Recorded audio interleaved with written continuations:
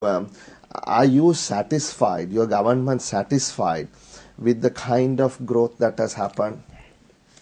Yes, of course. Comparing to the other countries in the West or East, of course, and with the recession of the world in the world economy, so it all depends on your exports and your imports, right? And how much you are getting your foreign remittances and all that. It was badly affected, and oil prices also went up from $45 a barrel to $147.5. Yes. In the year 2007 and 8. Yeah. There's 2 years. True.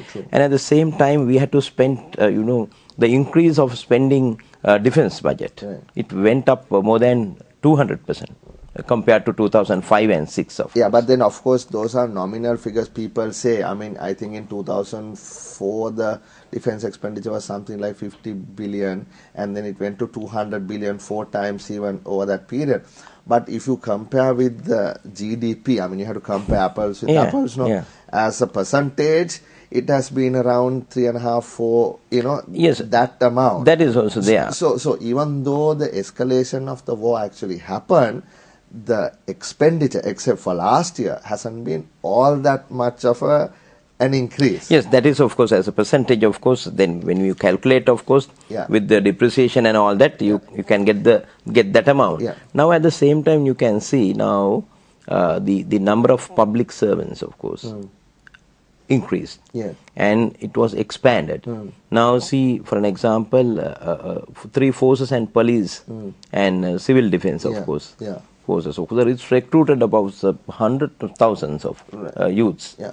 So then all these, of course, come into the main budget, of course. That is really the issue, Mr. Minister. Whether, now for instance, now in Mahinda Chintana 1 it says, reduction of budget deficit per se is not prudent fiscal management. We don't have to do that, is kind of the argument that was originally made. But now, you are constrained by the IMF conditions that you have to bring the budget deficit down to 5%. Now, while it is true that your government had expanded the number of people recruited to the public sector, the Chintana 2 doesn't talk about, or I didn't see it in the shorter version that I have got, anything about increasing the number of jobs, anything about giving new jobs in the public sector. Is that because of the IMF conditions? Or No. Even if you go to the Mahinda Chintana 1, of course, you don't find figures. Right. Mahinda Chintana as a document is a vision. And if you go to the 14 points mentioned in Mahinda Chintana, I have only the single copy. But if you go one by one, there are 14 points, right? Yeah. So these 14 points, if you take number 1, 2, like that, of course, it's the action plan. Let me interrupt. But now this says, you say you don't talk about figures, but here all kinds of figures are being spoken about. For instance, I just took one, right? Let me just, this is I think a very interesting one.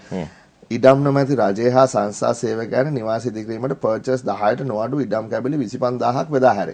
So suppose 10 purchase for 25,000 people. Even if you take say purchase cost 100,000, right? This will come to 25 billion rupees. An amazing amount of money. Even though you say no figures are. No, that is of course you have to calculate and see. Now see for an example, the page number 8 in the Sinhala version. It is mentioned when I took over this rule, of course, after 57 years of the independence, of course, the per capita income was US $1,000, or little less than that. To my knowledge, it's 925. Right, we say round figure 1,000. Now it has gone up to 2,000. 2005, I think it was 1,200. Somewhere around that. Of course, now it has gone up to 2,000. Right. So our target is to increase within next 4 years, right, by 2-fold. Yeah, but the thing is this, Mr. Minister, it is price.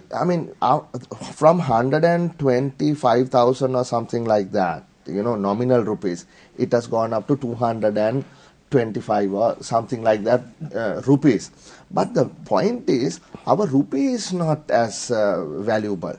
You see now, 4 years ago, with 1,000 rupees, you could go to the yes, Kade that is with the depreciation, of course. So that's what I'm saying. Now with the not only rupee. Yeah. If you take dollar against sterling, pounds, and euro, yeah, that dollar also depreciated. Yeah, If you get that cross rate, of course, you find that. Yeah, there has been some depreciation of the. Now with that so much of resources and all that. Yeah. All over the world. Yeah. Right. If the US dollars is weakened, then what we are talking about rupee, of course. No, I mean, but I'm talking about the rupee. The rupee also linked to dollar. That is another disadvantage. Yeah, I mean, the point is not that. The point is, with your 1,000 rupees, what can you do? I mean, let us be realistic. Now we have the 2,000 also, and somebody is saying, I don't know how far it is to 5,000. No. We all accept. Not Sri Lankans. Yeah. If you go to America, or you Americans, of course. Yeah. Sri Lankans who are living in America or all over the world, you find with recessions and all that, of course, economic issues and the climatic changes, of course, we all accept that there are certain percentage of depreciation. Right. Okay. But you have to consider this main factor. With this situation we had prior to this. I grant that. I just want to say that I am not at all, I mean, I have admitted it openly that there is certain amount of macroeconomic stability here. That has to be granted. Inflation has come down, and that is mainly because money printing has stopped. Let us not go into that discussion. It happened because of many other things, not just the global recession. Interest rates have fallen. Interest rates have fallen because inflation has fallen. Therefore, you don't need to keep interest rates high. That is also good. Exchange rate is also stable right now, which is also good for the moment. But you have to think about, you talked about the $5 billion of forex reserves. But a lot of that money, I don't know if you know, have been borrowed, right? That there's various places to which the government has gone, paid very high rates of interest and got that money. So like money comes, money can also go back. We have learned that before. So I'm not, I agree with you. There is a better situation in Malaysia. Of course, you find a similar situation some time ago. So now, since we are going, we're using up time, can you, Mr. Minister, please explain the big sort of economic story, macro, what you are presenting to our people through the second. Yes, of course. Then now, if you take this as a vision, and the 14 points mentioned here, of course, those of course action plans for each and every sector.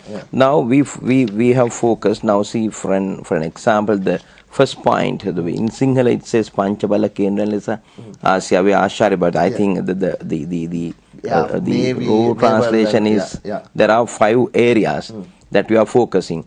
At the moment we have done we have done our homework, and we have created a situation suits to this development work. Now see, naval hub.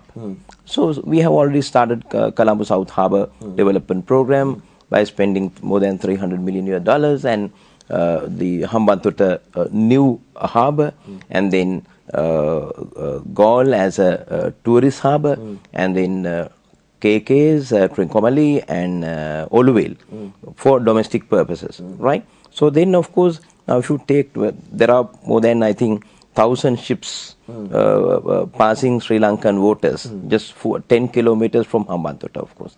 If we can start, of course, if we can attract at least 25 ships a month, of course, then of course we can develop the area. Then services sector also develop, the hotels and all that. So then we have targeted at least 50,000 direct jobs after developing these 5 harbours. So there will be about nearly 300,000 indirect jobs that, of course. That's an important point. So what you're saying is those jobs will be created by the private sector or the public sector? Both public and private.